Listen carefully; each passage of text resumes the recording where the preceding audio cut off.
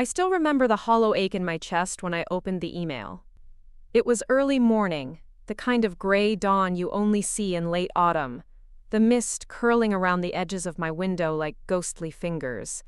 I squinted at the screen, rereading the words as if they might change. Dear Aurelia Hawthorne, we regret to inform you. Regret. They always regret something, don't they? Regret that I didn't send enough, regret that my gift wasn't generous enough, regret that my bank account didn't sparkle with the kind of fortunes they expected. My heart fell, but my jaw hardened. They said I couldn't afford to attend. They said I wasn't welcome. A bitter laugh escaped me.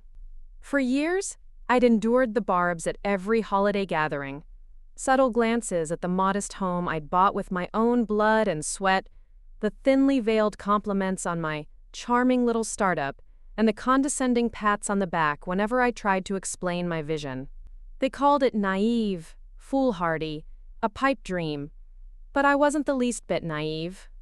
Every morning, I woke up at dawn to run my hand-rolled events company, orchestrating weddings, fundraisers, and charity galas. My clients never knew my last name. Hawthorne came with the baggage of an empire I'd chosen to walk away from. My father's mansion, now a cold museum to a wealth I'd rejected. My mother's pearls, now silent reminders of everything I'd left behind. That day, the rejection email sat in my inbox like a challenge. Beneath their polite veneer, my family believed they held all the cards. They thought I was powerless, but they hadn't reckoned on me. I shut my laptop and stood, pacing the length of my tiny living room. Half a dozen coffee cups, evidence of the late nights spent drafting proposals, lined the windowsill. A map of the resort loomed on my corkboard. 142 acres of manicured lawns, hidden lagoons, and a grand marble ballroom. It was the kind of place people imagined only in movies. And it was going on sale next week. I closed my eyes and imagined walking through the wrought iron gates, staff bowing politely as I swept by. My hands would rest on the polished banister of the grand staircase as I welcomed my family. No, commanded my family, to the reunion they'd tried to deny me. The thought set my pulse racing. Asterisk. I spent the next 48 hours in a blur. My assistant, Marina, noticed my absence in calls and texts, but only raised a single curious eyebrow when I told her I had an urgent, personal matter. She trusted me. Most people did until they learned my secret. I never let my guard down. Late on Tuesday night, I sat alone in my office, lit only by the glow of my laptop and the soft amber light of my desk lamp. I drafted the letter. To whom it may concern, I hereby submit an offer of full purchase for the Pine Ridge Resort. My fingers hovered over the keyboard. Doubt flickered through me like a timid flame. Did I really have the nerve? The financial backers I'd courted saw me as an underdog, an inspiring story, but not necessarily a safe bet. Taking out the loan, leveraging my personal assets, risking my nascent company, it was insane, and yet I felt a thrill more intoxicating than fear. I sealed the email and pressed send. Asterisk. The next morning, I received a response. My offer was considered. I forced myself not to click reply immediately. Instead, I threw on my coat and walked outside, letting the crisp air clear my mind. The autumn leaves scuttled across the sidewalk. A family of robins took flight overhead, the sound of their wings like miniature applause. By midday, the resort's broker called. They wanted to negotiate terms. Their voice was polite, professionally disinterested. But beneath the practiced calm, I detected a flicker of surprise when I mentioned the source of funding. Your private equity partners? Impressive. They recognized an opportunity, I said, dipping into my most confident tone. Opportunity. Isn't that all we ever are? I hung up, and a slow, victorious smile spread across my face. Asterisk. Over the next few days, I balanced my workload like a tightrope walker.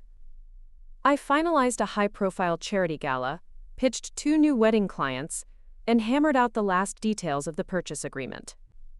My family's reunion date loomed in 3 weeks, and I was determined not only to walk through those gates, but to own every inch of turf they'd claimed as their own.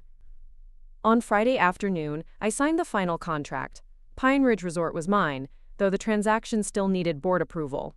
I sat back in my chair, breathing deeply, tasting victory on my tongue like the first sip of chilled champagne. But there was one final piece. Tomorrow, I have a special story for you. And the special story struck like lightning at dawn. I woke to the low hum of my phone's notifications, the pale light of early morning filtering through my curtains. My mind buzzed with unfinished deals and family whispers, but I forced myself to breathe, steadying my heart. Today was the day I'd announce the reunion details, officially, grandly, and irrevocably.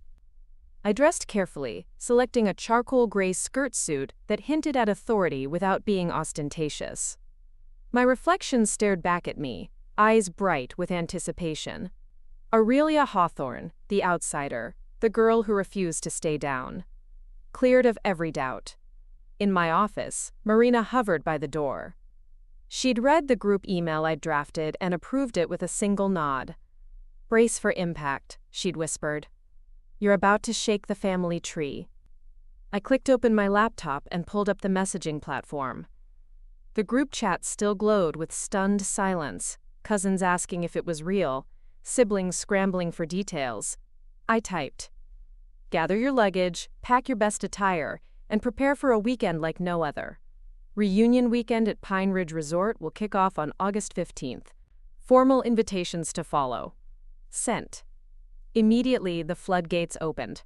Emojis, exclamation points, angry question marks. My phone buzzed incessantly, each message a spark that ignited the tinder of family pride and envy.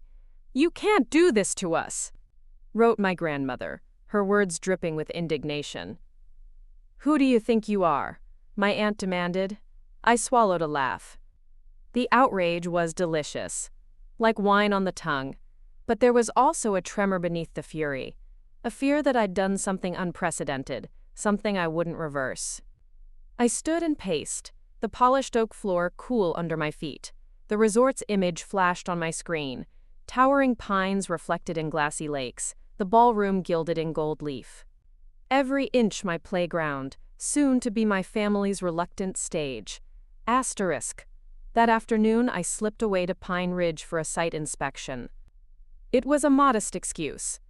I'd toured the property dozens of times during negotiations, but I needed to feel it again, smell the pine-scented air, hear the gentle rush of the waterfalls. I parked near the back entrance, dodging curious onlookers. The grounds manager, Mr. Caldwell, greeted me with a bow. "Ms. Hawthorne, welcome back," he said. His eyes darted to my smartphone, where I'd received another avalanche of upset texts. "Call me Aurelia here," I replied, voice soft. "Show me the new spa wing. We need to ensure the treatments are ready for the weekend." He led me along a stone pathway, flanked by lantern-lit hedges.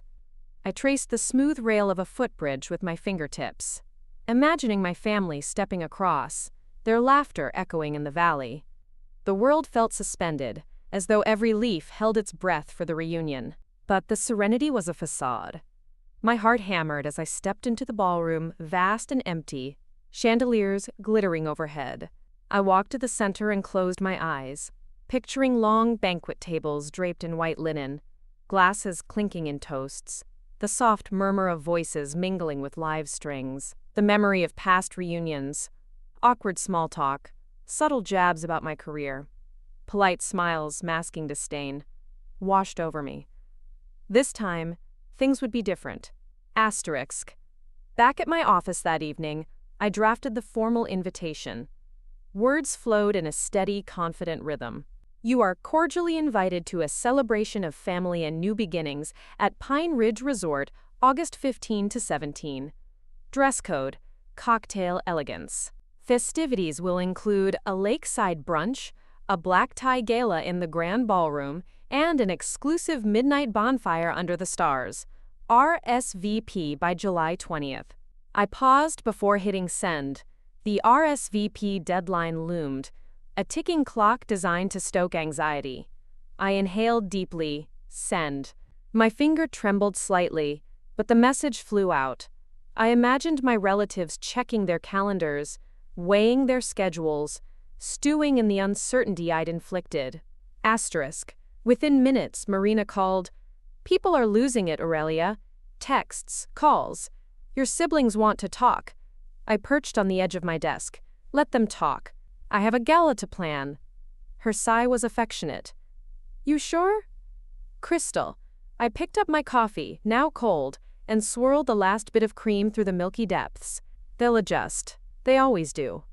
But as I looked at the swirling patterns, doubt crept in. What if they didn't show?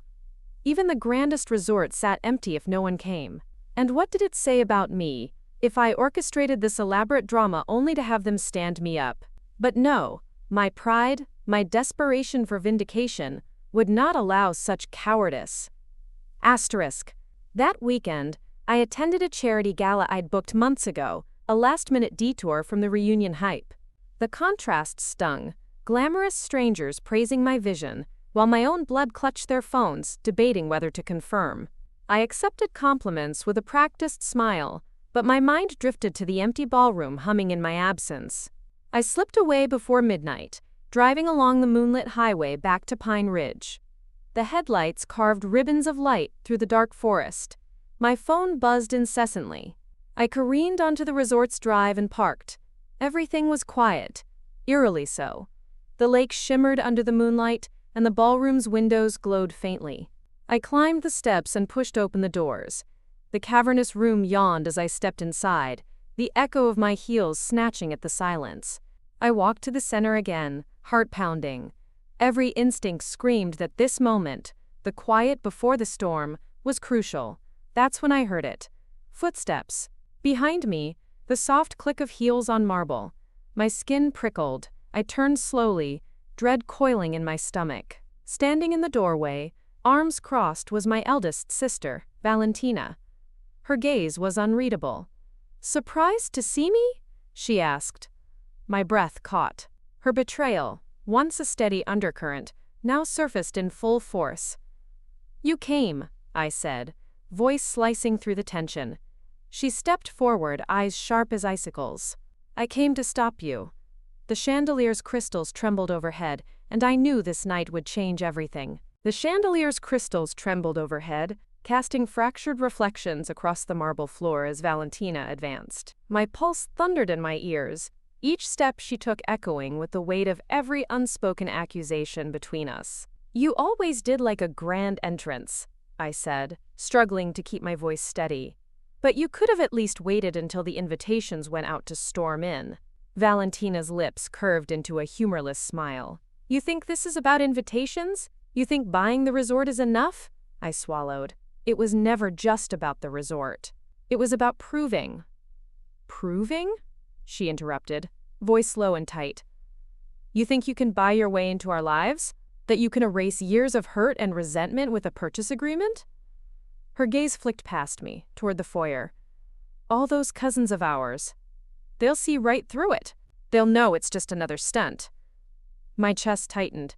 I wanted to lash out, to throw her words back in her face. But a strange calm washed over me. This confrontation, I'd anticipated it, even hoped for it. Valentina had always been the family's arbiter of truth. If she couldn't stand behind me, no one could. "Then watch them try to ignore it," I said softly. "Watch them arrive and realize there's nowhere else they can celebrate but here." Her eyebrows lifted. "And if they don't come?" A cold determination settled in my bones. "Then I'll fill every room with new faces. I'll make this weekend so unforgettable they'll regret missing it."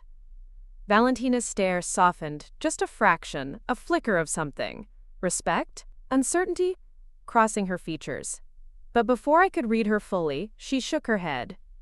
"Don't underestimate the power of blood, Aurelia. Some things money can't buy." The weight of her words lingered as she turned and walked away, her heels clicking a steady tattoo against the marble. I watched her go, feeling the chill of her doubt settle around me like armor. Asterisk.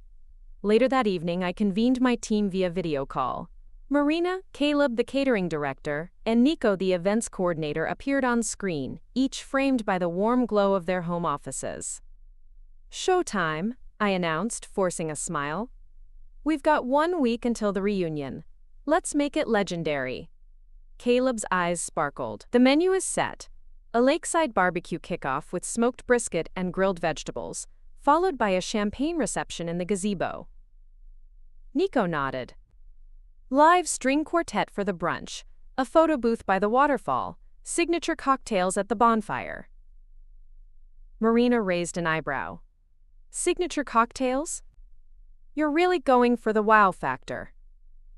I leaned forward. We need to remind them why Pine Ridge is worth everything they ever believed they owned. I paused. Also, Valentina confronted me tonight. She's worried this is all a show. Silence settled over the call.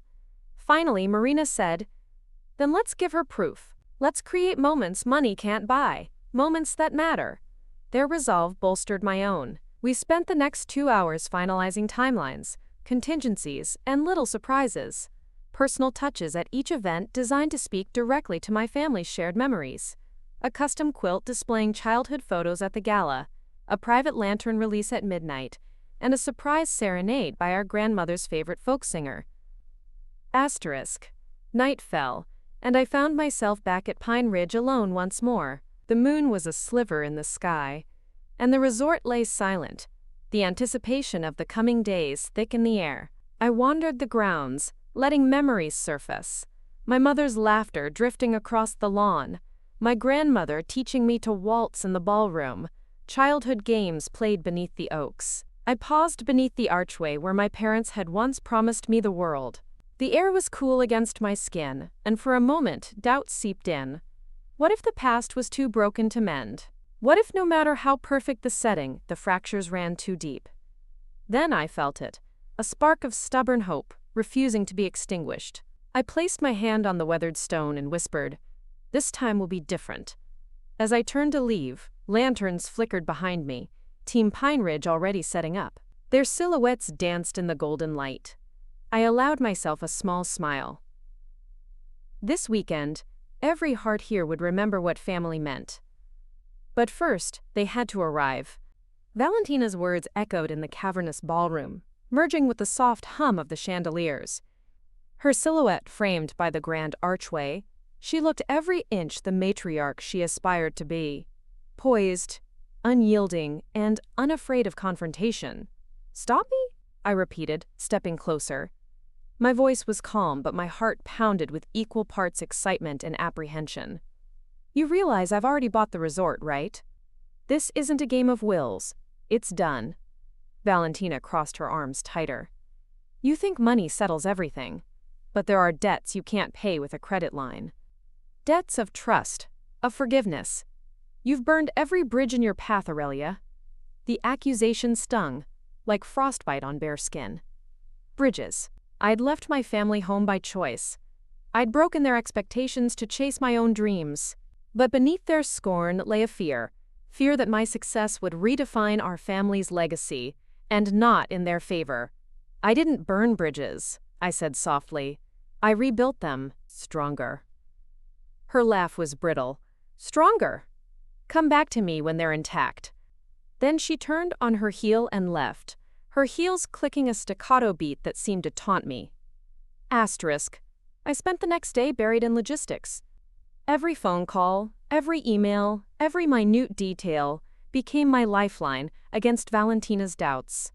I negotiated final decor choices with the florist, adjusted seating plans for my extended family's inevitable drama, and confirmed the overnight shuttle service for relatives flying in from abroad. But beneath the veneer of control, a niggling worry persisted. Could I withstand another betrayal? The past weeks had been a whirlwind of adrenaline and doubt. Now exhaustion threatened to overtake me. Late afternoon, I found refuge in the resort's library, a paneled sanctuary lined with leather-bound volumes. I sank into a scarlet velvet armchair and let the silence settle like a balm. The sun filtered through stained-glass windows, painting the floor in muted hues of emerald and ruby. That's when I noticed the letter tucked inside a tome on the history of Pine Ridge. The envelope was aged, the handwriting cursive and familiar. I opened it, fingers trembling. Inside was a note from my grandmother, written decades ago. To the hawthorn who dares to dream, Remember that home is not a place, but the love we carry. Tears blurred my vision. Grandmother's faith in me, spoken long before I had the means to claim Pine Ridge, reminded me why I'd embarked on this journey. It wasn't vengeance or validation I sought. It was a homecoming. Asterisk. That evening, I hosted a small gathering for the core planning team in the resort's cafe. Warm lamps cast a glow over the tables, and the scent of fresh pastries filled the air. Marina, Caleb, Nico, and a handful of staff assembled, their eyes bright but serious. "I found something today," I began, handing around a photocopy of the note. Gasps circulated the table. "This is what we're building toward. Not just an event, but a place where family belongs again." Marina wiped a tear. "Thank you for sharing that." Caleb nodded vigorously. "It's perfect. We'll arrange for it to be displayed at the gala entrance, so everyone sees where this all started." Nico grinned. "I'll set up a reading corner in the library, too. Personal touches at every turn." As the team dispersed, filled with renewed purpose, I lingered in the cafe. I stared out at the gardens, now bathed in moonlight, and imagined the coming days. Laughter drifting through the trees, heartfelt toasts under crystal chandeliers. And the moment when my family would stand in wonder, realizing this was more than a reunion, it was a rebirth. Asterisk. The morning of August 15th dawned crisp and clear. I awakened before the sun, adrenaline coursing through me. I donned a tailored ivory pantsuit, slipped on pearl earrings that belonged to my grandmother, and fastened a brooch shaped like a hawthorn blossom at my collar. In the grand foyer, staff bustled, string quartets tuned instruments, and caterers lined up tray after tray of elegant canapés. I took a deep breath and stepped onto the balcony overlooking the entrance drive. Below, cars began to arrive, late-model sedans, compact SUVs, and even a vintage convertible piloted by my eccentric Uncle Lionel. My cousins piled out, clutching luggage, and fanning themselves with programs emblazoned with the Pine Ridge crest. I watched as they hovered, uncertain at the gates. Valentina appeared at my side, arms folded. Her expression was unreadable: pride, apprehension, perhaps grudging admiration. "You did it," she whispered. I smiled and extended my hand. Together. Her words hung in the stillness, as lethal as the crack of a whip. "You came to stop me," I repeated, swallowing the lump in my throat. "Why?" Valentina's gaze softened for an instant. Migraine of conflict behind her steely calm. "Because you're forgetting who we are, what we've been through. This isn't just a house party. It's our history. And you're erasing it." I laughed, a sound devoid of humor. History changes. Sometimes it needs rewriting. She took a step closer. "At the cost of our blood." My heart thundered. "Our blood is why we belong here." Before she could reply, my phone buzzed with a flurry of messages. The group chat exploded. Hash. Cousin Ivy. Asterisk, asterisk. Are we really expected to dress in cocktail attire for a bonfire? Uncle Lionel. Asterisk, asterisk. Someone tell the chauffeur to bring blankets. Aunt Clara. Asterisk, asterisk. Who is planning this midnight bonfire? I swallowed. They're worried. I met Valentina's eyes. But they'll come around. They always do. She shook her head. You can't force them. A soft beep signaled another message. I read it, heart skipping a beat. Grandmother, private. Asterisk. Make her see, please. G. Valentina's expression wavered. She wants you to reach her. I closed my eyes, feeling every ounce of doubt and longing collide. How long since I'd heard my grandmother's voice? Years. Decades. And now, her words carried hope. I looked up. Show me what you want them to see. Valentina hesitated, then pulled a small velvet pouch from her coat pocket. She handed it to me. Inside lay a single silver key, engraved with the hawthorn crest. The family safe room, she whispered. Locked for 20 years. Grandmother said you should have the key when the time was right. My breath caught. A safe room. A repository of memories, secrets, perhaps forgiveness. How? She shrugged. She trusted me to guard it. I didn't think you'd ever want it. I ran my fingers over the intricate engraving. Together? I asked. Valentina nodded, a faint tremor in her stance. Together. Asterisk. We crossed the marble floor side by side, the corridor's torches flaring in greeting. At the end stood an oak door, its surface carved with vines and lock untouched by time. I inserted the key, heart pounding as the tumbler clicked. The door swung open to reveal a circular chamber lined with shelves. There, beneath glass domes and in velvet-lined boxes, lay artifacts of our shared past. Childhood toys, faded photographs, letters tied with ribbons, and a single unplayed music box. Valentina's voice wavered. I kept these safe, waiting for the right moment. Tears blurred my vision as I traced my fingers over a photograph. Grandmother, younger, holding me as I stared wide-eyed at a boy on stilts. This was our first family reunion, I whispered. I was 8. She nodded. We didn't want to hurt you when you left. I closed the music box and wound its key. It played a haunting melody, grandmother's favorite lullaby. The notes filled the chamber, a bridge between past and present. My eyes met Valentina's. This is our history, I said, voice thick. Not erased, renewed. She stepped forward and embraced me. Let's show them. Asterisk. We emerged back into the ballroom, clutching a single artifact each. Valentina held the music box. I carried the photograph and letters. The staff and early arrivals watched, curiosity alight in their eyes. Ladies and gentlemen, I called, voice steady despite the tremor in my chest. Before tonight's gala, I want to share something precious, something that belongs to all of us. I opened the photograph and letters with a flourish. Then Valentina lifted the music box. As its melody drifted, strangers and family alike leaned forward. These items, I said, are the true treasures of Pine Ridge, our memories, our bond, our heritage. Tonight, we don't just celebrate a reunion. We celebrate family in every chapter of our story. A hush fell, then applause rose, hesitant at first, then with growing warmth. I saw grandparents wipe tears, cousins whisper under their breath. Even skeptical aunts and uncles exchange looks of wonder. In that moment, I realized the real reunion had begun. This story took us a long time. If you like it, subscribe. Now, back to the story. The applause still echoed in my ears when the first distant echoes of thunder rolled across the valley.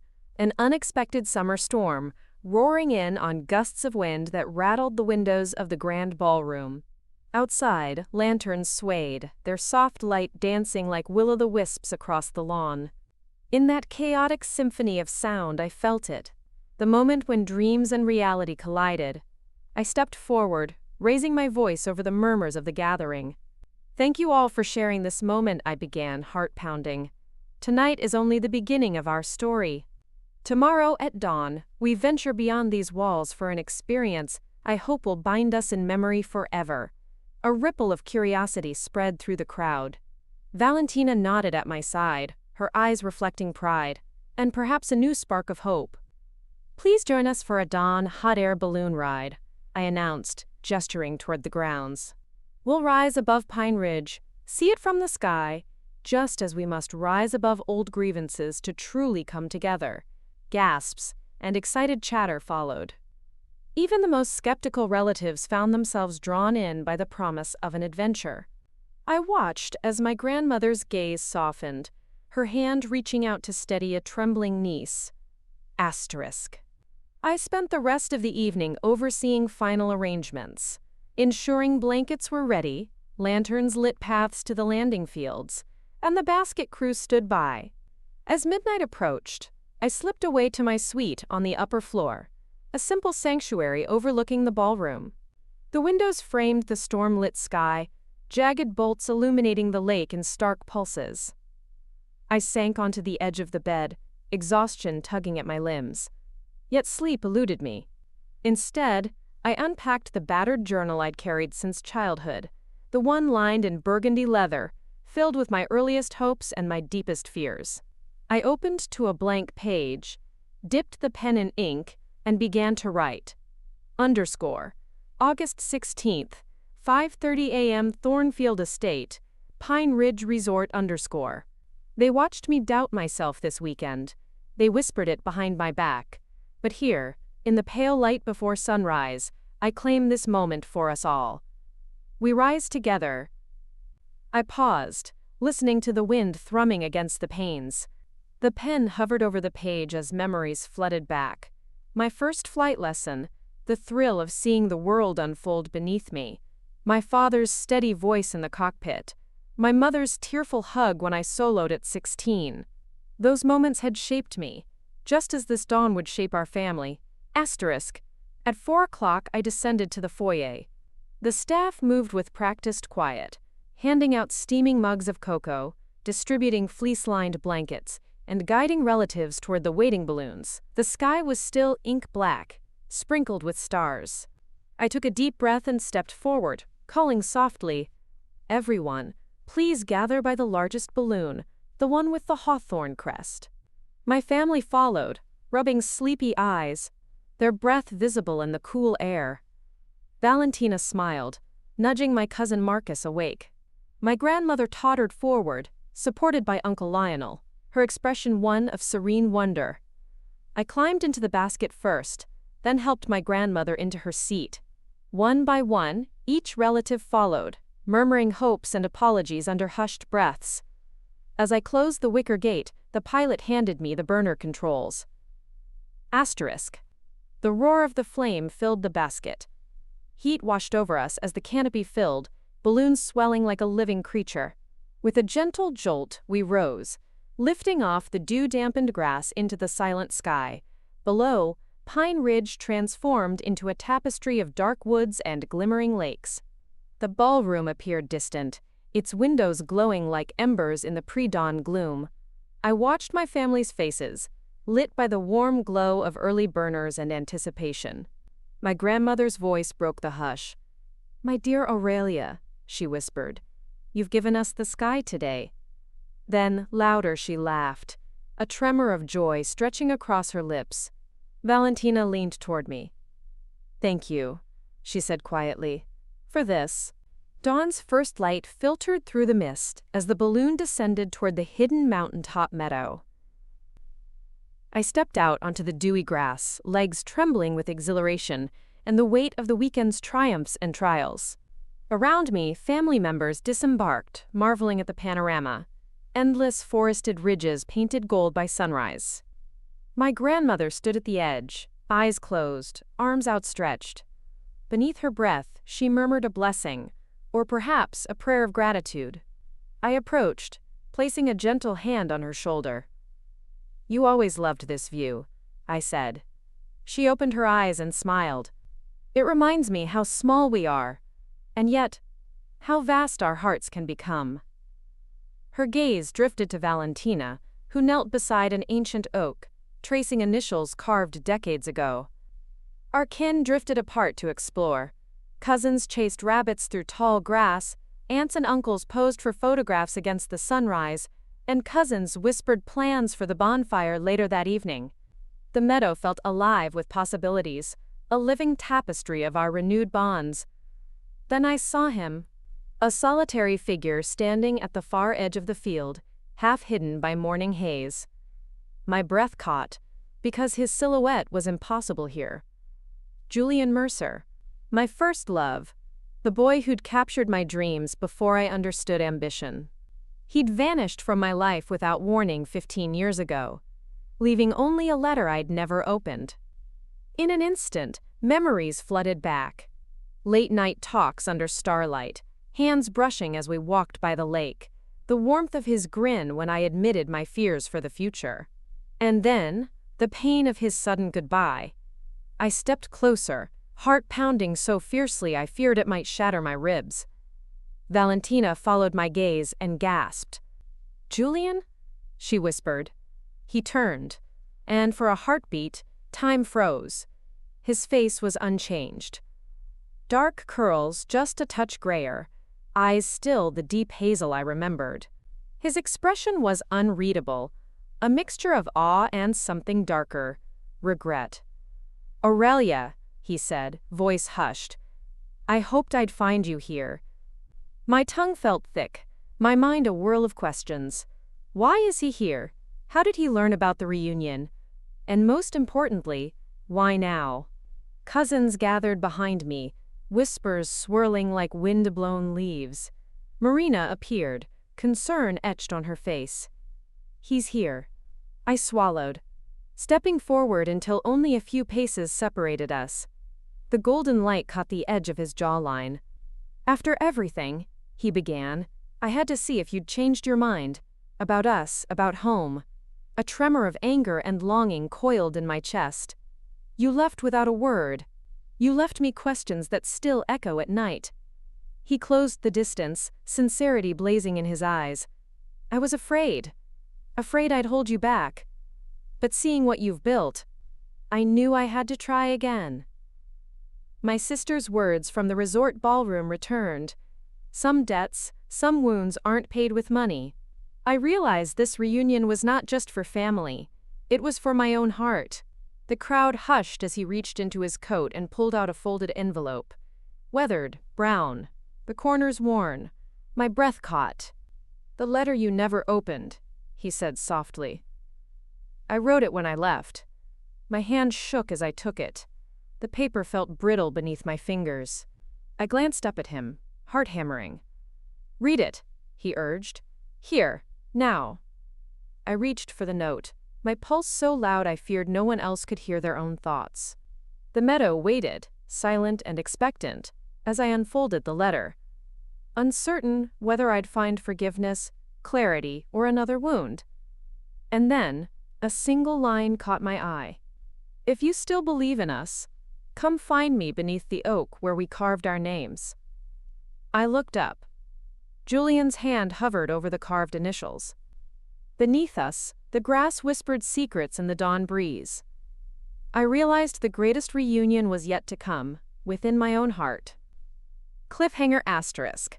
Before I could speak, a sudden crack of thunder echoed, and Julian's gaze snapped toward the woods where shadows shifted and someone else emerged from the trees. The figure in the woods emerged fully into the golden light of dawn, each step purposeful and deliberate. My heart jolted, not just at Julian's reappearance, but at the realization that someone else from my past had come to Pine Ridge, someone who knew me before ambition, before defiance. "Who's that?" my cousin Marcus whispered, his voice trembling. I shook my head, eyes fixed on the newcomer striding toward us along the meadow path. The air felt electrified, charged with curiosity and apprehension. Valentina moved beside me, shoulder brushing mine. "Stay behind me," she murmured, protective instinct flaring. The stranger paused at the tree line. A tall woman with silver-streaked hair and a confident stance. Her eyes were steel gray, and they locked onto mine with an intensity that stole my breath. "Mother?" I whispered, disbelief and longing warring in my chest. She nodded, a single tear sparkling on her cheek. I had to see it with my own eyes. Her voice, rich and resonant, carried across the meadow. "You did it, Aurelia." My knees threatened to buckle. My mother, absent for nearly 20 years, had returned on the most improbable stage of all. "Why?" Valentina demanded, but her voice softened as my mother stepped forward, each step measured. "I watched from afar, news articles and whispered rumors," she said, sweeping her gaze across the meadow, the resort, and finally resting on me. I needed to know if the little girl who once dreamed beneath these stars would find her way back. Grief and relief collided in my chest. Years of unanswered questions, of hollow anniversaries, of imagining her face in a crowd, all condensed into this single moment. "Why now?" I managed. "Because the world changed," she replied, "and because family can't be denied for long. I see what you've created, and I'm proud."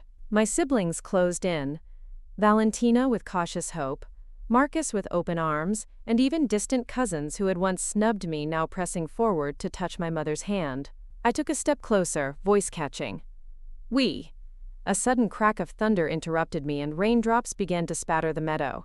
The sky darkened, the wind rising in urgent gusts. Julian moved beside me, hand finding mine. Surprise and solidarity shone in his eyes. My mother smiled, tucking a strand of silver hair behind her ear. Our storm's arrived, she said, voice soft. But together, we'll weather it. Wind whipped around us, bending the grasses in a bow to nature's power. I realized the reunion was not just about past debts or future dreams. It was about resilience, and the family we chose to become. Lightning arced across the sky, illuminating the faces around me.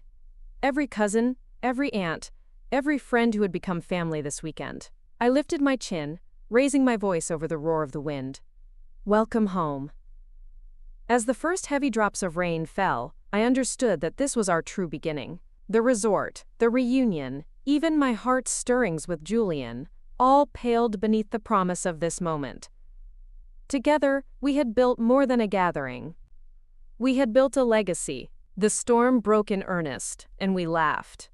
Hands held, faces lifted to the sky, embracing the thunder and the downpour as the truest celebration of family. Cliffhanger for Part 9 *. Amid the cascade of rain, I spotted a glint from the grand ballroom windows, a shadow moving inside, someone who shouldn't be there. The storm raged behind the ballroom's stained glass windows, wind howling like a chorus of restless souls. Rain hammered the roof in relentless drumming, and lightning fractured the sky in savage brilliance. Inside, candles flickered as guests clustered near the entrance, their laughter mingling with nervous glances at the windows. The night had been planned for celebration, yet now hung thick with tension and unanswered questions. I stood at the head of the grand table, the polished mahogany reflecting the scattered glow of china and crystal. My dress, once pristine ivory, bore the faintest dusting of ember from the earlier bonfire. I raised my glass, determined to reclaim the moment. Thank you all for this extraordinary day, I began, voice steady despite the roar of the tempest. Our journey this weekend reminds us that family endures through every storm, literal and figurative, and that together we emerge stronger. A subdued murmur of agreement rippled through the room. Valentina, standing by my side, offered a quiet nod of support, but my eyes kept drifting to the far corner of the room, where shadows pooled beneath the grand staircase. A flicker of movement there caught my attention. Dinner plates were served, seared salmon with citrus glaze, roasted root vegetables, and a delicate herb risotto. Conversation buzzed around me, distant cousins comparing hotel accommodations, aunts plotting family game nights, and childhood friends reminiscing about school pranks. Yet my mind remained anchored to that dark corner, where the silhouette I'd spotted earlier lingered. I excused myself from the head table, descending the carved steps with purposeful strides. The storm's light ebbed and flowed through the foyer's windows, casting the hallway in spectral patterns. Guests followed, curiosity piqued. Stay close, Valentina whispered as we passed beneath the painted angels overhead. The figure moved again, stepping into the halo of candlelight. My breath caught. It was the resort's night manager, Carl, pale and drenched from the storm. His uniform clung to him, raindrops glistening on his shoulders. "Miss Hawthorne," he stammered, voice trembling. I don't know how to say this, but the east wing is flooding. The old foundation's broken, water's seeping in fast. If it ruptures, it could compromise the ballroom floor. You need to come see." A hush fell. Distant thunder punctuated his warning. The East Wing, the very heart of the resort, housing treasured family suites and priceless heirlooms from my grandmother's collection. I exchanged a glance with Valentina. "Show me." Carl led us through a narrow corridor, the carpets damp underfoot. Water trickled beneath ornate doors, pooling in the threshold. I pushed open the door to the East Wing's library, Once my sanctuary, now a shallow lake of dripping books and floating picture frames. "We've evacuated the guests," Carl said, not of fear on his brow. "But the water's rising." I stepped forward, heart pounding. Shelves sagged under the weight of soaked tomes. The floorboards creaked ominously. The lanterns cast quivering lights across the chaos. "We can't lose this room," I said, voice tight. "My grandmother's archives are here. Her letters, photographs, the original charter of Pine Ridge Resort. Irreplaceable." Valentina knelt to inspect the growing flood at the base of the wall. "If the foundation fails, the whole wing could collapse into the ballroom." I clenched my fists. "We need to stop it now." Carl hesitated. I called the maintenance crew, but the storm's knocked out power to the pumps. They can't get up here until the rain subsides." My mind raced. We needed a solution. Fast. I glanced at Valentina. "We'll use manual pumps. Find any buckets or containers we can spare. I'll organize people to bail water." She nodded and sprinted down the hall. I turned to Carl. "Gather everyone, guests, staff, volunteers. We're staging a midnight operation." Moments later, the grand hallway became a scene of controlled chaos. Cousins wielding buckets, aunts pressing towels against cracks in the walls, and uncles forming human chains to pass tools and lanterns. Even my grandmother, resolute at 90, held a pail in her weathered hands. As we worked, I felt the full weight of responsibility. Every drop of water we expelled was a testament to our unity, proof that wealth meant nothing without family standing shoulder to shoulder.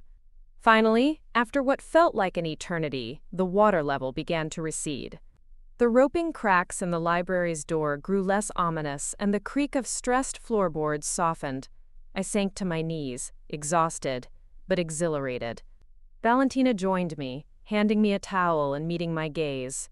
"You turn this reunion into something they'll never forget," she said quietly. "Because it's been real." I managed a weary smile. "Together we can face any storm." Behind me, Carl collapsed in relief. "We've got it under control, for now." I looked up at the grand staircase, the flicker of candlelight guiding my gaze to the rafters. And there, inscribed in the carved wood above the balustrade, I saw 2 words my grandmother had painted in gold: family endures. A sudden crack above echoed, a splinter of wood coming loose. I froze as a fragment descended, narrowly missing the group below. The thunder rolled again, and the chandelier swayed precariously. My heart lurched. The final note of the orchestral string quartet trembled in the distance as a single voice called out, "Miss Hawthorne, there's something in the rafters. A person." I looked up, eyes widening as the candlelight revealed a shadowy silhouette perched high above us, watching and waiting.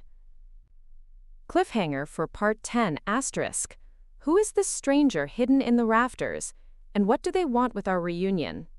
I froze as the voice echoed through the rafters, reverberating off carved cornices like a thunderclap. The chandelier swayed violently, and a leaden plank cracked overhead. Guests scrambled back, terror in their eyes as a trickle of plaster rained down. "Someone's up there," shouted Uncle Lionel, pressing forward with lantern aloft. My pulse hammered. Every instinct screamed danger. I stepped onto a banquet table, raising my voice above the panic. "Please move back. Stay away from the staircase until we know it's safe." Valentina seized my arm. "Who would?" A sudden clatter echoed as the figure shifted, stepping into view on a low balcony high above the entrance hall.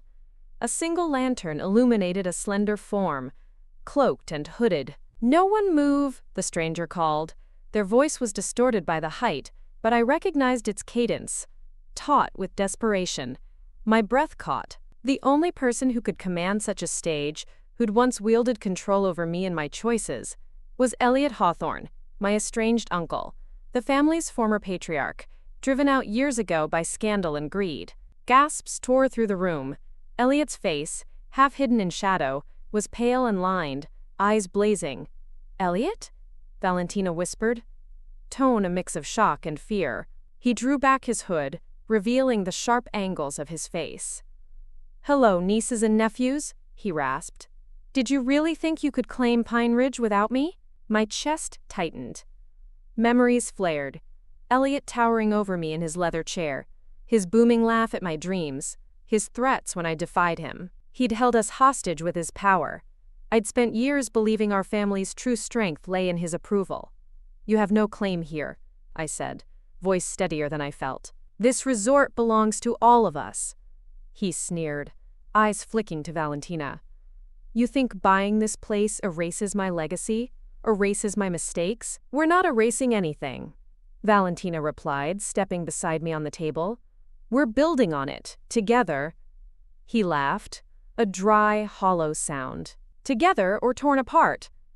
A new clamor rose below as Carl and Caleb coordinated a safety team, urging guests back to the center. Water dripped from the ceiling, mingling with dust on the marble floor. "What do you want, Elliot?" I called up, summoning courage. He leaned forward, eyes glinting. "I want what was stolen from me, my birthright. And if I can't have it, I'll ensure no one keeps it." The last words were a hiss. A shiver ran through me. The floor shuddered. Another crack sounded overhead. I glanced at Valentina. Her eyes were fierce. "He won't threaten our family," she declared. Elliot's gaze shifted to me. "I'll give you one chance, Aurelia. Hand it back. Sell the resort, or watch it crumble." A heavy silence fell. Then my grandmother stepped forward, staff in hand, despite her frailty. "You've lost your way, Elliot," she said, her voice quavering but resolute. "This place, our family, belongs to love, not to greed." He sneered at her. "Spare me your moralizing, mother." A tense moment held, broken when a loud crack split the air. A beam overhead gave way, crashing down perilously close to the table platform. Guests cried out, ducking for cover. I froze as the voice echoed through the rafters, reverberating off carved cornices like a thunderclap. The chandelier swayed violently, and a leaden plank cracked overhead. Guests scrambled back, terror in their eyes as a trickle of plaster rained down. "Someone's up there," shouted Uncle Lionel, pressing forward with lantern aloft. My pulse hammered. Every instinct screamed danger. I stepped onto a banquet table, raising my voice above the panic. "Please move back. Stay away from the staircase until we know it's safe." Valentina seized my arm. "Who would?" A sudden clatter echoed as the figure shifted, stepping into view on a low balcony high above the entrance hall. A single lantern illuminated a slender form, cloaked and hooded. "No one move," the stranger called.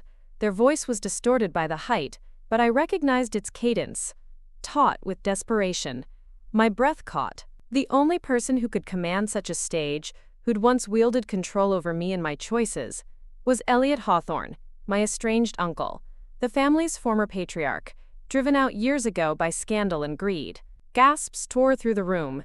Elliot's face, half hidden in shadow, was pale and lined, eyes blazing. "Elliot?" Valentina whispered, tone a mix of shock and fear. He drew back his hood, revealing the sharp angles of his face. "Hello, nieces and nephews," he rasped. "Did you really think you could claim Pine Ridge without me?" My chest tightened. Memories flared. Elliot towering over me in his leather chair, his booming laugh at my dreams, his threats when I defied him. He'd held us hostage with his power. I'd spent years believing our family's true strength lay in his approval. "You have no claim here," I said, voice steadier than I felt. "This resort belongs to all of us." He sneered, eyes flicking to Valentina. "You think buying this place erases my legacy? Erases my mistakes? We're not erasing anything," Valentina replied, stepping beside me on the table. "We're building on it, together." He laughed, a dry, hollow sound. "Together or torn apart?" A new clamor rose below as Carl and Caleb coordinated a safety team, urging guests back to the center. Water dripped from the ceiling, mingling with dust on the marble floor. "What do you want, Elliot?" I called up, summoning courage. He leaned forward, eyes glinting.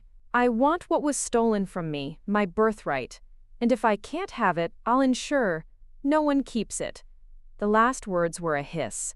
A shiver ran through me. The floor shuddered. Another crack sounded overhead. I glanced at Valentina. Her eyes were fierce. "He won't threaten our family," she declared. Elliot's gaze shifted to me. "I'll give you one chance, Aurelia. Hand it back. Sell the resort, or watch it crumble." A heavy silence fell. Then my grandmother stepped forward, staff in hand, despite her frailty. "You've lost your way, Elliot," she said, her voice quavering but resolute. "This place, our family, belongs to love, not to greed." He sneered at her. "Spare me your moralizing, mother." A tense moment held, broken when a loud crack split the air. A beam overhead gave way, crashing down perilously close to the table platform. Guests cried out, ducking for cover. I seized the moment, pressing Valentina's hand. "We need to end this. Now." She nodded. I turned back to Elliot, raising my voice. "You can't destroy what we've rebuilt. You're not alone anymore. If you stay, you fight all of us. If you leave, you can still be family. The choice is yours." His face twisted. Anger, pride, vulnerability warring in his eyes. For a heartbeat, I thought he'd relent. Then his shoulders slumped, as if bearing the weight of years of regret. "Family," he rasped, voice breaking. "Is that what this is?" Before any of us could move, a piercing scream rent the air. From the back corridor, a maid burst through, dripping with rain and clutching something to her chest. "Miss Hawthorne, the storage room. The one under the east wing. There's a leak. It's near the boiler. It's going to explode." A wave of panic swept through me. The boiler room housed the resort's main furnace. An explosion would collapse half the resort. I raced down the steps, Valentina beside me, Elliot and grandmother trailing. Guests followed, their earlier fear now redirected into frantic energy. "Carl, grab me the master key to the storage rooms," I shouted as we reached the side hall. He fumbled for a heavy ring of keys. The storm's roar filled my ears. Lightning flashed through the windows, illuminating our pale, determined faces. We burst into the storage corridor. Water pooled waist-deep, swirling toward the corridor's dead end. At its heart, the boiler hissed ominously, steam rising around its iron frame. Salt from the floodwater stung my nostrils. I spotted a series of valves on the boiler's side, pressure release mechanisms. "We need to open them, to release the pressure," I shouted. "Now!" Valentina twisted the wheel, steam spitting. Suddenly, a metallic groan echoed as a flood of icy water burst from a ruptured pipe, drenching us. The boiler's furnace bellows squealed, a high-pitched shriek. I leapt forward, wrench in hand, aiming to turn the main release valve. My fingers slipped on the wet metal. Behind me, Carl lunged, grabbing my arm. "I've got you!" Together, we gripped the wheel, straining against the pressure. Steam engulfed us, the corridor a blur of white. With a final heave, the valve turned. A deafening roar signaled steam venting harmlessly into a side shaft. Silence fell, broken only by the drip of water and the distant rumble of thunder. I collapsed against the boiler, gasping. Valentina and Carl helped me up. "You did it," Carl panted. I wiped my brow, turning back toward the corridor's end.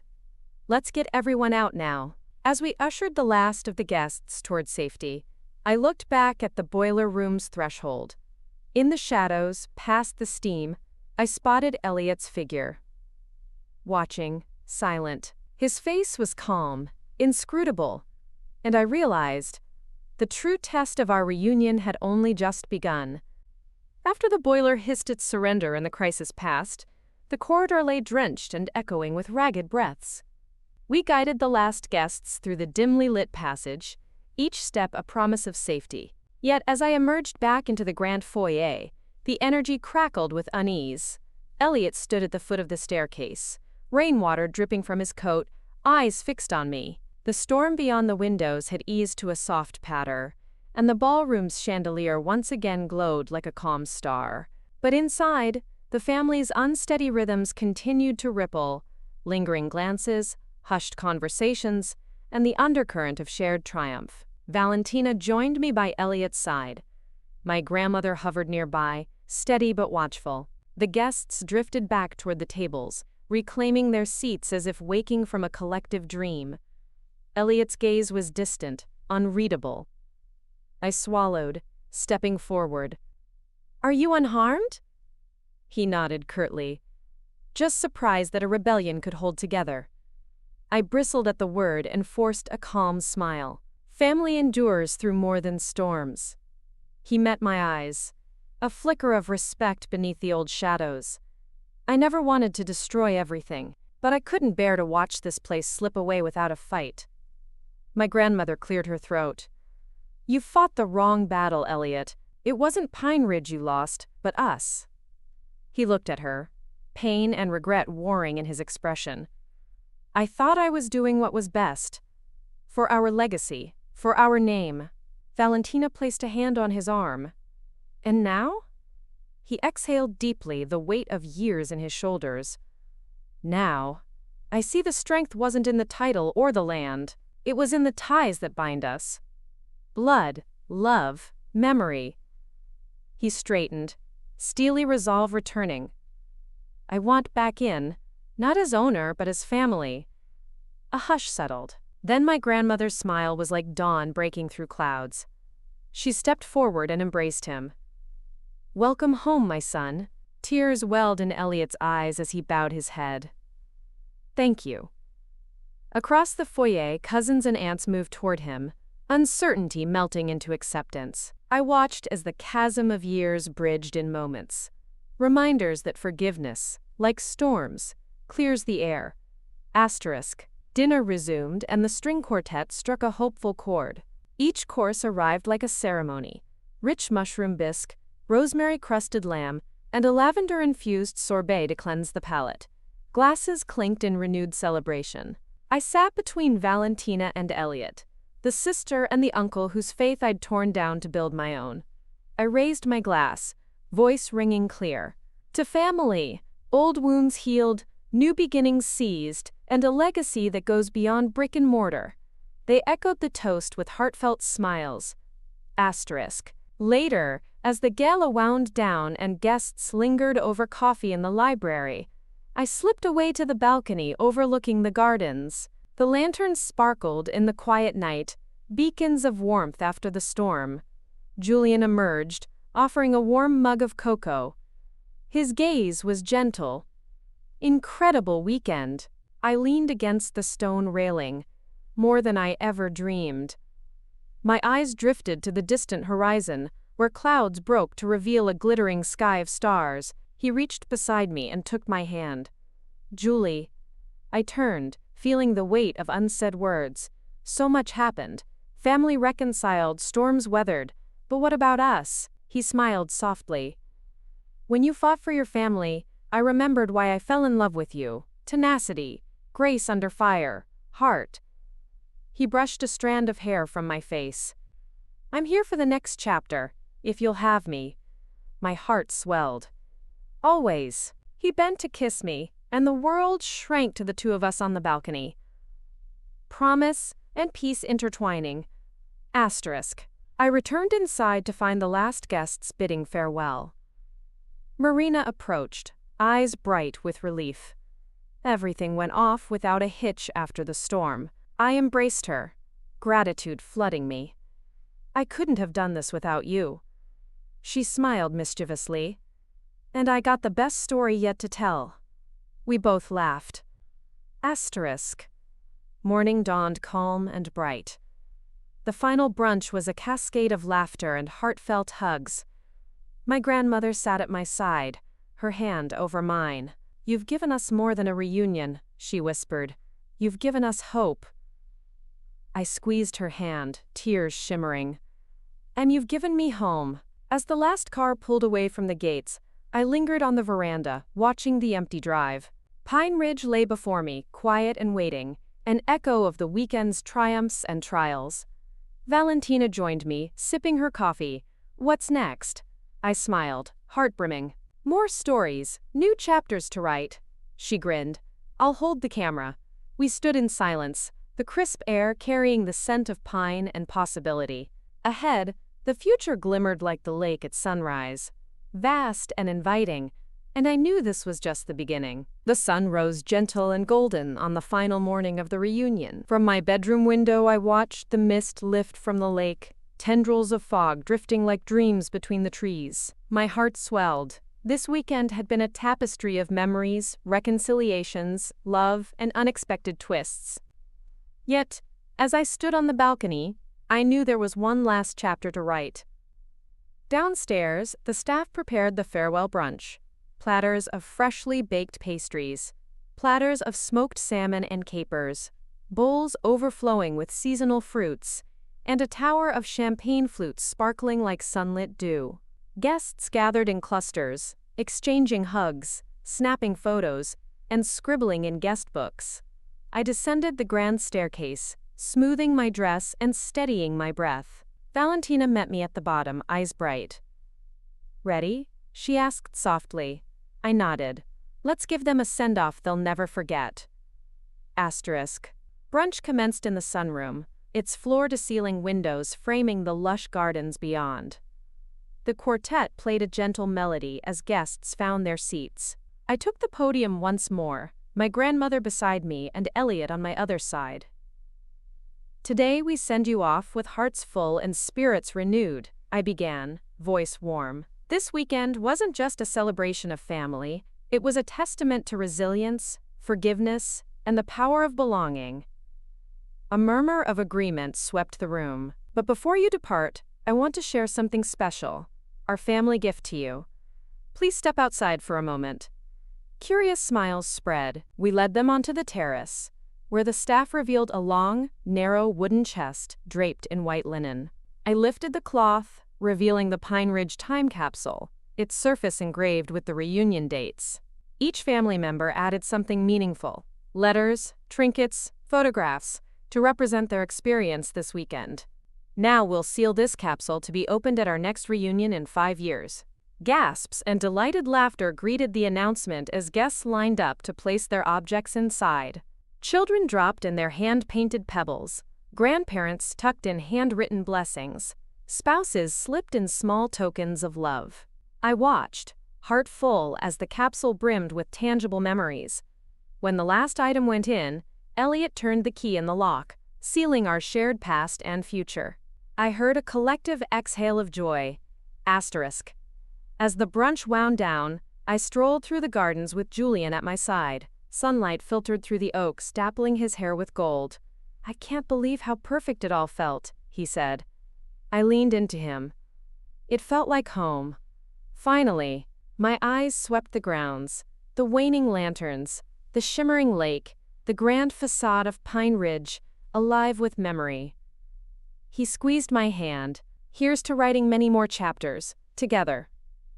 I smiled, imagining the stories yet untold. Asterisk. Later, I joined my grandmother by the water's edge, where reflections danced beneath the willow trees. She handed me a small leather-bound book, a guest book filled with messages from each attendee. "Read these later," she advised, "when you need to remember why you started."